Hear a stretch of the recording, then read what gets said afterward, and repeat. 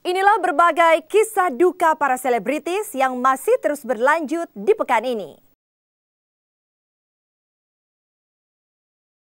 Pasca beredar foto Rasti dengan muka lebam, sejak kemarin kembali muncul bukti-bukti dugaan penganiayaan yang dilakukan Eza. Kali ini sebuah rekaman yang muncul. Lalu seperti apa sesungguhnya kronologi dugaan penganiayaan yang sempat terekam itu? Pasca surat kaleng, kini Nasar Musdalifah dikirimi foto-foto Nana. Lantas, benarkah dugaan penculikan itu bermotif sakit hati? Ada apa sesungguhnya dalam keluarga besar Musdalifah? Mungkinkah ada kecemburuan di tengah keluarga besar sejak Musdalifah menikah dengan Nasar?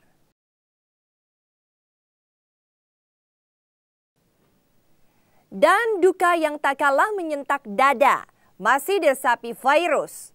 Benarkah setiap hari Fairuz berziarah ke makam Arafiq sambil tak kuasa meneteskan air mata? Seperti apa cara Fairuz melepas rindu pada sang ayah?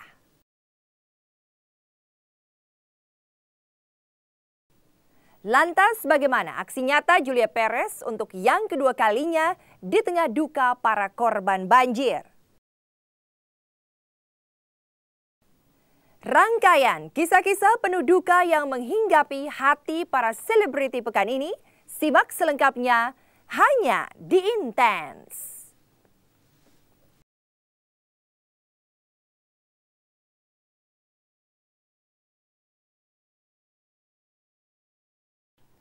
Apa kabar pemirsa? Selama 1 jam, saya Mila Rahmawati akan hadir di hadapan Anda dalam Intens. Menyajikan kabar terkini, terpercaya, teraktual dari sebuah peristiwa secara intens.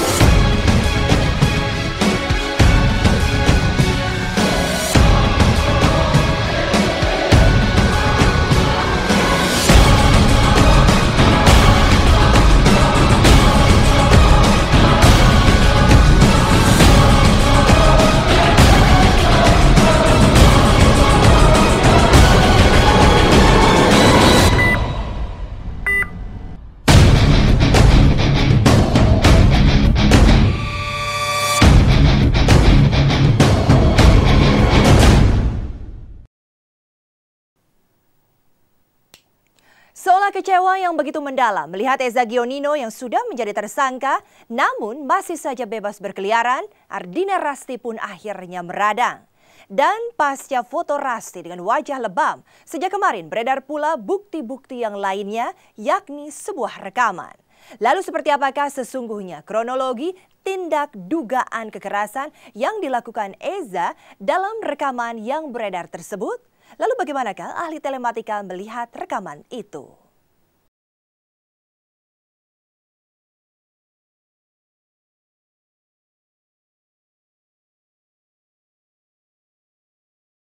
Pekan ini, kasus dugaan penganiayaan yang dilaporkan Ardina Rasti terhadap mantan kekasihnya Eza Gionino seolah makin menemukan titik terang. Berturut-turut beredar berbagai bukti dugaan kekerasan tersebut.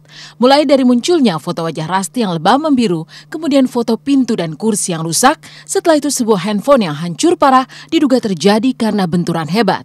Semua muncul berturut-turut di media online sejak beberapa hari lalu. Dan kemarin muncul lagi bukti lainnya yang terasa sangat kuat untuk menjerat Eza, yakni sebuah rekaman suara yang diduga adalah pertengkaran antara Eza Gionino dan Ardina Rasti.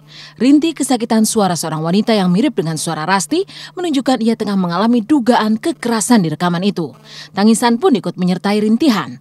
Maka berikut inilah rekaman dugaan kekerasan Eza terhadap Rasti.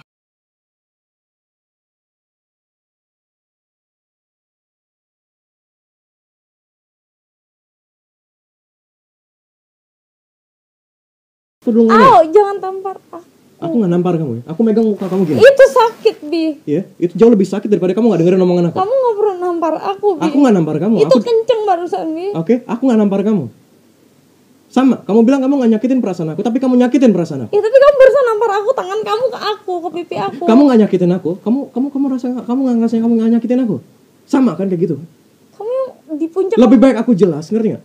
Lebih baik aku jelas seperti kayak gitu daripada kamu ngelakuin, kamu ngomong sesuatu dan kamu berpikir seperti itu nyakitin batin aku, tapi kamu ngerasa kamu nggak nyakitin aku. Lebih sakit mana, ngerti nggak? Maksud aku Nggak kita akan bisa selesai omongin ngomong baik-baik, tapi ini semua kamu nggak nggak akan perlu selesai. sampai Ini semua nggak akan kamu selesai omongan. tendang kursi. Iya, Kamu lebih baik kamu nendang kayak gitu daripada aku nendang muka kamu ya. Diam, sekarang diam ya, diam. Dengerin aku. Oke, diam. Ya, diam. sakit, Bi. Sakit, jangan kayak gitu, badanku sakit. Tapi kamu gak usah nyakitin aku secara fisik, Bi. Ya makanya tolong kamu ngertiin aku, tolong kamu terima semua omongan aku. Di luar semua aku trauma, tapi kamu gak boleh ngelakuin hal kayak gitu ke perempuan. Di saat aku nanya, aku jawab, aku potong. Bibi udah sakit. Kamu bisa dengerin aku sih? Kamu bisa dengerin aku sih? Hah? Bisa terima gak sih omongan aku? Gak perlu pakai kasar. Ya makanya kamu dengerin aku ngomong yang bener. Kamu jangan kayak orang gila dong, Bi, please. Beneran nih? Aku gak gila, Bi. Beneran? Kamu Apa? Kalau kamu gak gila Kamu apa? langsung nyiksa aku secara fisik aja. Aku gak bilang kamu gila kok. Enggak, yang kamu rasain itu kamu kurang ajar, ngerti gak? Apapun yang kamu rasain, harus kamu hargain aku karena aku udah ngalah. Dan seharusnya kamu ngalah.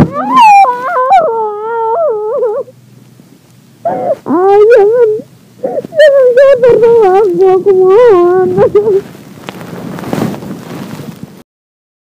Beredarnya rekaman dugaan pertengkaran yang terdengar diduga adanya kekerasan fisik, semakin jelas sesungguhnya dugaan penganiayaan itu. Rasti sendiri yang ditemui semalam seolah menyimpan kecewa mendalam karena meski sudah muncul bukti-bukti dugaan kekerasan, namun Eza yang sudah menjadi tersangka tetap saja tak ditahan dan hanya wajib lapor. Dan Selasa kemarin bahkan Rasti dan Eza sempat sama-sama berada di Polres Jakarta Selatan, namun Rasti bersyukur tak bertemu mantan kekasihnya itu. Rasti seolah masih merasa trauma bertemu Eza. Dan kini kemunculan bukti rekaman dugaan pertengkaran tersebut, Rasti pun mengisahkan kembali bahwa kronologi dugaan tindakan kekerasan itu terjadi sepanjang 2 jam pertengkaran. Itu di rekaman tersebut, rekaman di penganiayaan kedua yang dilakukan tersangka. Sekitar bulan Juni 2012 itu ya? Oh iya, di bulan Juni. Selama 2 jam di kamar saya sendiri. Poin pertama, saya terlalu lama di kamar mandi. Kedua, kenapa saya nggak terima aja diputusin dia? Kenapa nggak saya minta balikan? Berarti lo benar mau putus sama gue gitu. Dan ketiga, kamu sudah menyakiti hati ibu saya dengan bilang saya bukan calon suami kamu. Jadi ibu saya pasti sakit hati.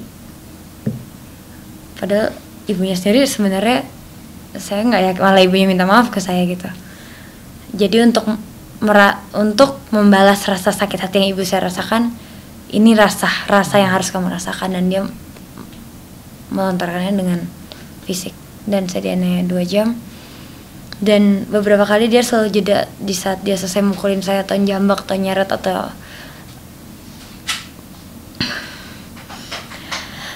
pada saat ya semua yang dilakuin juga. Dan kebetulan satu handphone saya udah hancur juga, ternyata masih ada satu yang ke-charge tergantung. Soalnya nelfon sahabat saya untuk tolong jemput, sekarang juga jemput secepatnya please. Itu padahal jam itu subuh banget gitu. Refleks saya mikir, kalau sampai terjadi apa-apa, nggak ada saksi, nggak ada yang ngeliat. Kalau waktu itu kan saya masuk ICU, udah jelas ada dokter, ada saksi, ada suster, ngelewatin banyak proses. Dan saya pingsan, ada rekamnya di sini. Enggak, saya di kamar sendiri gitu. Dan dia beberapa kali juga membekap saya juga, di mana saya punya asma. Kalau saya dapat kejadian yang nauzubillah min zalik lebih dari yang saya alamin yang pertama, dan nggak ada saksinya, ya satu bukti mungkin saya coba rekam. Itu pun saya sambil berdoa semoga nih udah ke silent handphone atau jangan bergetar atau jangan ada yang nelfon, jangan sampai ketahuan. Terus saya umpetin di balik bantal. Kasus dugaan penganiayaan yang dilakukan Eza Gionino terhadap Ardina Rasti memang terus bergulir. Pasca mengadu ke Komnas Perempuan, Rasti sendiri sudah merasa agak tenang sebab banyak pihak yang berada di belakangnya. Namun lagi-lagi rasa kecewa masih tampak jelas di wajahnya sebab orang yang diduga melakukan kekerasan masih menghirup udara bebas. Itu kenapa kita selalu berkali-kali ngomong kita tetap mencari keadilan, karena ini baru setengah jalan.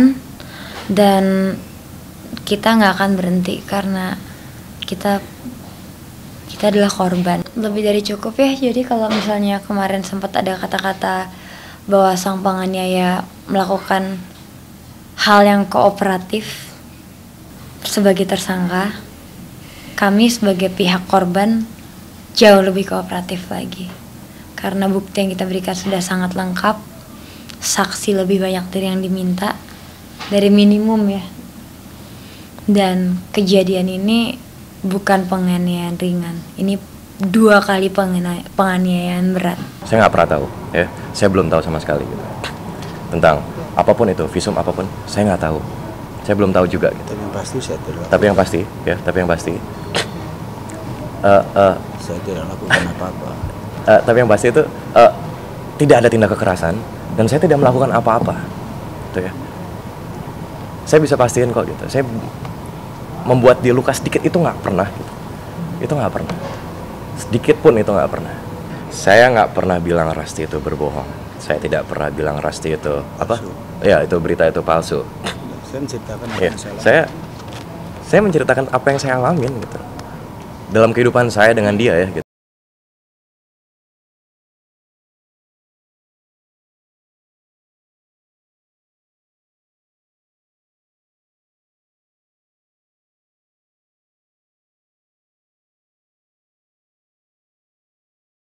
Munculnya rekaman dugaan kekerasan secara meluas pada akhirnya seolah menegaskan bahwa perseteruan antara Eza dan Rasti yang pernah saling menyayangi masih akan panjang. Pakar telematika sendiri menyebut bahwa rekaman itu memang benar-benar terjadi walau perlu pembuktian dan diuji lebih lanjut. Pertanyaannya kemudian, masih layakkah laki-laki yang menganiaya dijadikan seorang kekasih hati? Sekali lagi, stop kekerasan terhadap perempuan. Kalau ngomong rekamannya benar apa enggak ya kita ngelihatnya dari seseorang itu ada yang merekam ya benar gitu loh. Tapi apakah yang bersangkutan atau bukan ya itu butuh pembuktian lebih lanjut. Adanya rekaman ini sifatnya itu selalu tidak konstan dengan suara salah satu pihak. Berarti rekaman ini ditaruhnya di tempat lain. Ya bukan di kantong baju ataupun di mana, di kuping misalnya atau di kacamata. Banyak sekali alat rekam sekarang kan bisa dikancing dimanapun gitu loh. Ditaruhnya di suatu tempat yang kadang tempat ini tertutup, kadang terbuka. Ya beberapa pembuktian itu terdengar perbedaannya itu gitu loh. Nah di sini berarti memang ada yang melakukan perekaman dan kemudian dia mengupayakan agar nggak ketahuan ya salah satu pihaknya gitu loh. Nah ini semuanya ya butuh diolah lebih lanjut lah kira-kira gitu. Dari awal dia sudah menyalakan alat rekamnya dan kemudian ya untuk membahas diskusi itu dia sudah menyiapkan ini semua untuk direkam saja gitu loh. Cuma mungkin yang tidak diduga adalah terjadinya kekerasan. Tapi itu nanti ada pembuktian teknis. Yang saya bilang pembuktian teknis itu direkam suaranya, beberapa contoh suara diambil, kemudian dicocokkan secara digital. Dicocokannya bukan secara kuping biasa, tapi secara digital, ada softwarenya itu. Saya sangat berani mempertanggungjawabkan apapun yang saya bilang hari ini gitu. Saya sangat berani. Karena itu faktanya, karena itu apa yang terjadi. Yang jelas gitu. Saya bilang ini semua tentang kejujuran. Semua yang keluar dari mulut saya sekarang ini adalah tentang kejujuran. Menjadi korban dugaan kekerasan tentu saja membuat Ardina Rasti merasakan duka yang terdalam. Duka dan rasa kecewa semakin besar setelah melihat Eza Gionino yang sudah menjadi tersangka masih belum ditahan polisi. Tapi duka yang lebih panjang kini makin menghinggapi hati Musdalifah dan Nasar. Nana, anak tiri Nasar, hingga kini masih juga belum pulang. Lalu benarkah dugaan penculikan itu dilatari motif sakit hati? Ada apa dengan keluarga Musdalifah? Mungkinkah ada kecemburuan di tengah keluarga besarnya sejak Musdalifah menikah dengan Nasar?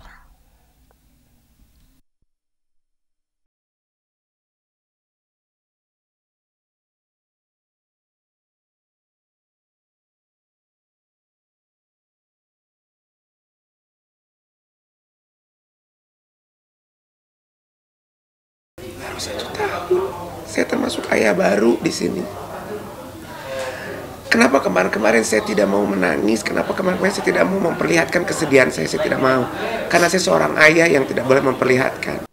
Duka mendalam juga masih membayang di hati Musdalifah dan Nasar. Setelah lebih dari sepekan, Nana, putri Musdalifah, diduga diculik. Dan pasca datang surat kaleng, ada kiriman foto-foto Nana yang diduga berada di tangan penculik. Tapi benarkah penculikan tersebut bermotif rasa sakit hati? Ada apa sesungguhnya di keluarga besar Musdalifah? Mungkinkah ada kecemburuan dari keluarga besar setelah Musdalifah menikah dengan Nasar?